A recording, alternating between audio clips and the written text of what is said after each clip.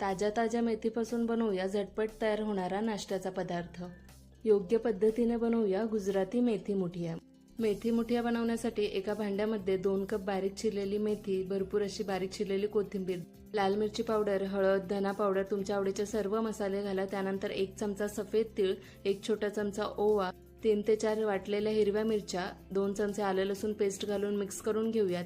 त्यानंतर 1 कप गव्हाचं पीठ, अर्धा कप बेसन पीठ आणि पाव कप तांदळाचं पीठ, चवीनुसार मीठ घालून त्याचा घट्ट गोळा तयार करून घेऊया। मळताना थोडाही पाण्याचा वापर करायचा नाही, मेथीच्या पाण्यातच मळून घ्यायचं। पिठाला 1 छोटा चमचा तेल लावून त्यापासून बारीक बारीक अशी मुठिया तयार करून घेऊया।